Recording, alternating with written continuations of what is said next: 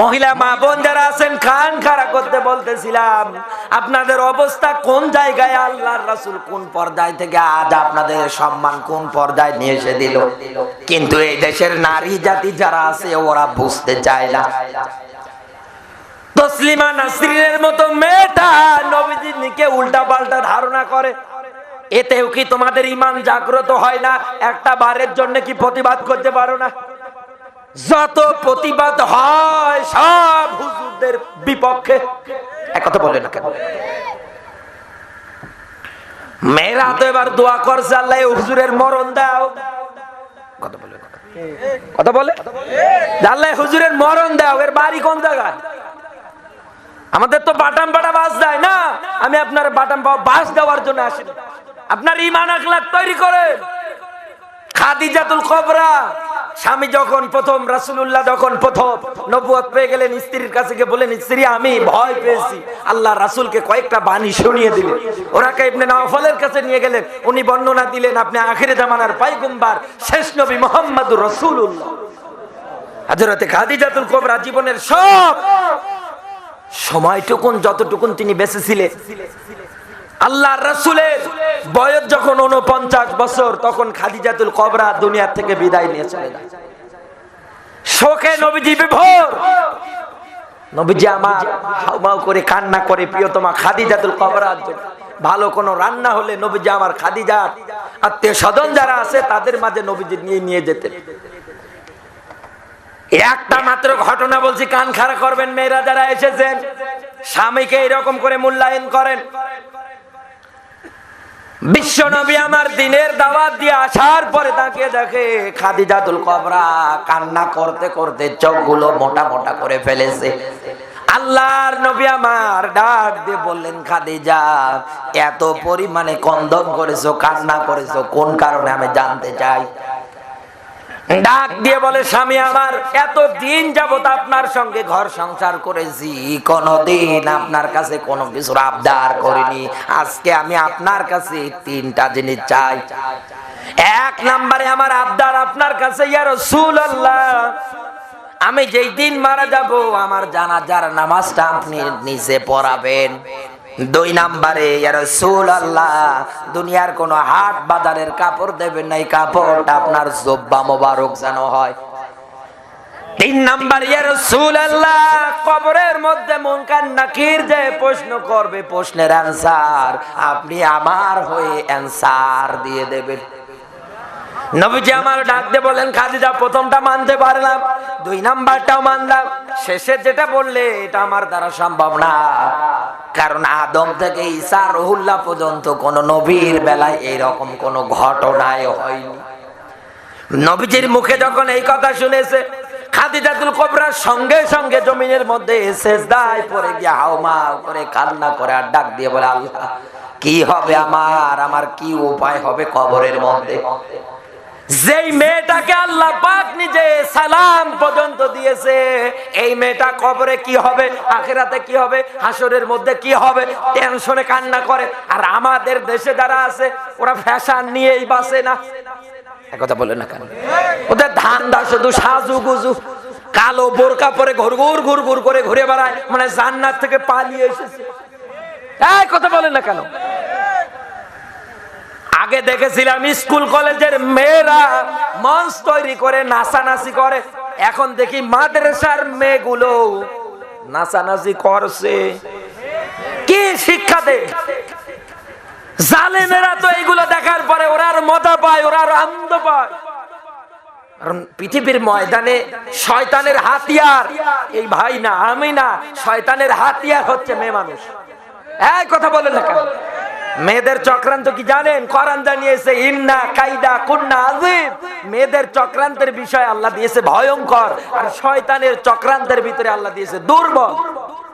আপনি কোরআন পড়বেন, তা উস্তাদ মেয়ে পড়বেন, শয়তান পালাবে। কিন্তু একটা মেয়ের চক্রান্ত, একটা মেয়ের কৌশল, একটা টেকনিক, পুরো কোরআন পড়লে কেন, পুরো কোরআন তাবিজ আকারে গলায় ঝুলিয়ে দিলেও পালাবে। এই কথা বলে না কেন? আর আমাদের দেশটা এখন ওই ফক্করের চক্করে পড়েই গিয়েছে। আর আমরা কি করি? আলু পোড়া খাই।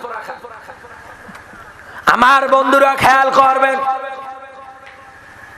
বিশ্ব নবী ডাক দিয়ে বললেন, খাদিজা, আদম থেকে ঈসা রুহুল্লাহ পর্যন্ত কোন নবীর বেলায় এইরকম কোন ঘটনা, এরকম কোন বিষয় পাওয়া যায়। যেই দিন খাদিজা মারা গেলেন, নবী যে আমার ওসিয়ত মতো খাদিজার জানাজার নামাজটা পড়ালেন, এরপরে নবীজি আমার নিজের কাপড় দিয়ে জুব্বা মোবারক এটা নবীজি দেওয়ার পরে খাদিজার কাফনের কাপড় তৈরি করলেন। নবীজি আমার সব কমপ্লিট করার পরে ছোট্ট বাচ্চার মতো কবরের পাশে নবীজি আমার বসে রাখলেন। সাহাবীরা ডাক দিয়ে বলে, ইয়া রাসূলুল্লাহ, আপনি কি যাবেন না?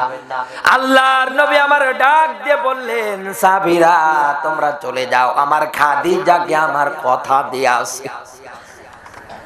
হঠাৎ করে জিবরিল আমিন ডাক দিয়ে বললেন, নবী আমার, খাদিজার যে কবরের প্রশ্নের আনসার আমার আল্লাহ পাক নিজেই জবাব দিয়েই দিয়েছে। একটা মেয়েকে আল্লাহ সালাম পর্যন্ত দিলেন, কবরের সওয়াল জবাব পর্যন্ত দিয়ে দিলেন। একই শকে আরো জোরে বলা লাগবে। দুইটা বিষয় আমি পেয়েছি। এক নম্বরে আল্লাহর নবীর সম্মান খাটো হবে, নিচু হবে। খাদিজা এরকম কোন কাজ করেনি, একথা বলে না কেন? দুই নম্বরে নবীজিকে কোনদিন কোন বিষয় নবীজির উপরে লানত করেনি, অপমানিত করেনি। আর আমাদের দেশে যারা আছে হিসাব করেন, সাবান কম দেবেন, ফেসওয়াশ কম দেবেন, আপনার 14 গোষ্ঠী ধুয়ে গালি দেবে। নিজের মা বাবাকে একটু টাকা দেবেন, নিজের মা বাবার পিছনে একটু খরচ করবেন। বাংলার কত বৌমা আছে সহ্যই করতে পারে না। যত পারেন শ্বশুর শাশুড়িকে দেন, মাথায় তুলে রাখবে। এই কথা বলে না, নিজের মা বাবা নিজের কাছে মা বাবা মনে হয়, আর স্বামীর মা বাবাকে মনে হয় ডিলেট। ঝাঁটা মারা দরকার এসব মেয়েদের মুখে। এরকম নিম্নমানের কমন সেন্স কিভাবে জোর মাথার মধ্যে সে আল্লাহ ছাড়া কেউ জানে না। আর বাংলাদেশে এখন অধিকাংশ মেয়েগুলোর সংসার ভাঙার পিছনে কারণ ওই যে ওর মা আর ওর বড় বোন। বাড়িতে গেলেই বলে আলাদা হ, জলদি আলাদা হ, আলাদা হয়ে গেলে আরামে খেতে পারবে। একথা বলে না। আর এই বুদ্ধি শুনে এ স্বামীর বাড়িতে সে তুল কালাম কাণ্ড, শেষে মারামারি, শেষে সংসার ভাঙা ভাঙা। এই যে এই জায়গায় আসার পরে আমারে একটা বিষয় দিয়েছে কি, রুমে যখন ছিলাম এক মেয়ে হয়তো দিয়েছে যে আমার স্বামী আমারে বারবার বলে তোরে তালাক দেব, তোরে তালাক দেব। না, স্বামী আর স্ত্রীর মাঝে সম্পর্ক হবে হুন্না লিবাসুল্লাহ ওয়া আনতুম লিবাসুল্লাহ হুন্না। স্বামী আর স্ত্রী একে অপরের জন্য পরিপূরক। এই যে আমার গায়ে পোশাক আছে, খেয়াল করবে, ভাইয়ের গায়ে পোশাক আছে, সবার আমরা পোশাক পরেই এসেছি। পোশাকের কাজ কি? সম্মান বাড়ানো। পোশাকের কাজ কি? এই পোশাক সব খুলে আল্লাহ যে পোশাক দিয়েছে ওই পোশাক যদি পরে আসতাম, স্টেজে আসতে দিত, বলেন না কেন?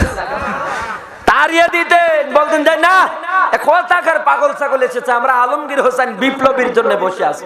আমি যদি বলতাম ভাই আমি, শুধু পোশাক না থাকার কারণে উঠতে দিতেন, তাড়িয়ে দিতেন। পোশাক পরে এসেছি, টুপিটা পরেছি, কোট মোট গায়ে দিয়ে এসেছি, মশানে আলাদা। তার মানে পোশাকের কাজ যেমন সম্মান বাড়ানো, ঠিক তেমনি স্বামী আর স্ত্রী একে অপরের জন্য পরিপূরক, এদেরও দায়িত্ব সম্মান বাড়ানো। কিন্তু আমরা সাপ আর বেজির মতো সম্পর্ক বানিয়ে, ইসলাম তো এ বলেনি। রাসূল নারীদের অধিকার বাড়িয়েছে পুরুষের চাইতে 3 গুণ। তাই বলে আপনি পাওয়ার পেয়ে, জ্ঞার পেয়ে স্বামীকে নিচু করবেন, খাটো করবেন, এটা কিন্তু হবে না। আর পুরুষ যারা আছেন, স্বামী যারা আছেন, ওয়াশিরুহুন্না বিল মারুফ, নারীদের সঙ্গে খারাপ আচরণ করা যাবে না। কোরআনের নির্দেশ, পারিবারিক জীবনের ক্ষেত্রে আয়াত, নারীদের সঙ্গে ভালো আচরণ করা লাগবে, কোরআনের নির্দেশ। কারণ কোরআন জানিয়েছে কি, আল্লাহর রাসূল জানিয়েছে কি, আমি নবী মেয়েদের পিতা, আর তোমরা খবরদার মেয়েদের গালি দিও না। আর তালাক তো দূরে থাকে, শব্দ মুখে আনা যাবে না। তাই আপনার বারবার যদি জবান দিয়ে এই কথা বের হয়, এই কথা বের হয়, তাহলে আপনার উল্টা পাল্টা জীবনে হবে, সংসারে কোনোদিন বরকত আসবে না। তো এলাকার মধ্যে যদি এইরকম কেউ কর্মকাণ্ডে জড়িত থাকেন, ফিরে আসা যাবে না। কারা কারা ফিরে আসবেন হাত তোলেন তো দেখছি। আলহামদুলিল্লাহ, তার মানে এলাকায় চলছে, এগুলো তো ধরার টেকনিক। তার মানে এলাকায় চলছে। আল্লাহ যেন হেফাজত করে, জোরে বলুন আমিন। মহিলা মা বোন যারা আছেন উল্টা পাল্টা কাজের সঙ্গে জড়িত হবেন না, অনেক ব্যাখ্যা আছে, প্রত্যেকটা ব্যাখ্যা। এরপরে নবীজি আমার কর্মসূচি আকারে জীবনের মধ্যে তৈরি করে নিলেন। নবীজি আমার মদ পানটা চিরতরের জন্য বিদায় করে দিলেন। এরপরে নবীজি আমার জুয়া খেলাটা দুনিয়া থেকে বিদায় করে দিলেন। আল্লাহর নবী আমার এরপরে যাকাত বিধানটা নবীজি আমার প্রতিষ্ঠিত করে দিলেন। এরপরে নবীজি আমার মানুষের জান এবং মাল যা আছে পুরাটার নিরাপত্তা তৈরি করে দিলেন। সর্বশেষে আমার আল্লাহর জমিনে আল্লাহর আইন কায়েম করে দিলেন। কোরআন জানিয়েছে ইয়াকুলুনা হাল্লানা মিনাল আমরি মিন শাইইন কুল ইন্নাল আমরা কুল্লাহু লিল্লাহ। সূরা আলে ইমরানের 154 নম্বর আয়াত। আল্লাহ তাআলা ডাক দিয়ে বলে, হে নবী আপনি বলেন কি আইন বানানোর ক্ষমতা কদরিত নেদ্র কারো হাতে আমি আল্লাহ দেইনি, এটা আমার নিজের হাতে আমি আল্লাহ রেখে দিয়েছি। আমার আল্লাহ ভালো করে জানে কাউকে যদি আইন বানানোর ক্ষমতা আমি দিতাম, ও হয় দলীয় স্বার্থে নাই নিজের ব্যক্তি স্বার্থে দেখে দেখে আইন তৈরি করত। কথা বলেন না কেন? আল্লাহর নবী আমার সবগুলো ধারাবাহিকতায় সমাজ জীবনের ক্ষেত্রে প্রতিষ্ঠিত করতে পেরেছিলেন শুধু কোরআনটা জীবনে থাকার কারণে। রাসূলুল্লাহ জমিনটা দখল করলেন আল্লাহর হুকুম মতো, ইন্নী জাইলুন ফিল আরদি খলিফা। ঠিক তেমনি আমাদেরকে ওই রকম জমিন দখল করার পরে রাসূল যা নেতৃত্ব দিয়েছে সবগুলো পাইকারি রেটে জীবনের মধ্যে নেওয়া লাগবে, কোনোটাতেই যেন কমতি না হয়। আল্লাহ যেন এই রকম কর্মসূচি সবার জীবনে দান করে, জোরে বলুন আমিন।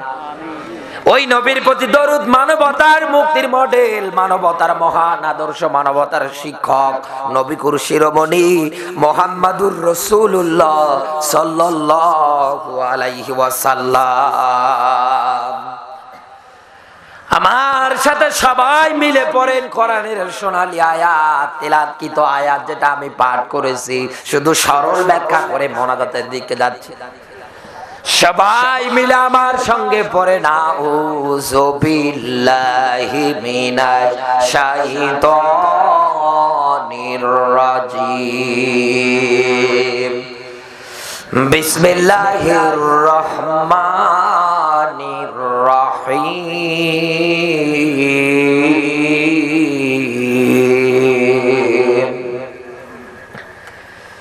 ইয়া আইয়ুহাল্লাযীনা আমানুত্তাকুল্লাহ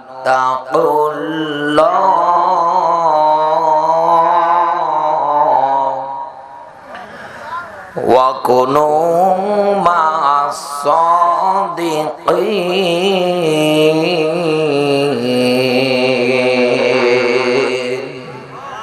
আগামীকালকে কেউ যদি জিজ্ঞাসা করে কোন সূরা থেকে আলোচনা হয়েছে, আপনি বলবেন সূরা তাওবার 119 নাম্বার আয়াত। বলা যাবে তো?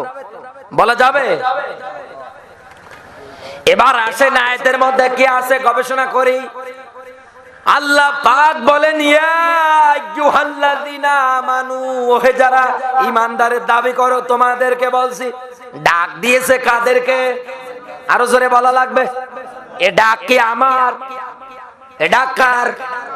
স্বয়ং আমার আল্লাহ পাক তার কুদরতের মুখ দিয়ে ডাক দিয়েছে, ইয়া আইয়ুহাল্লাযীনা আমানু, ওহে যারা ঈমানদারের দাবি করো তোমাদেরকে বলছি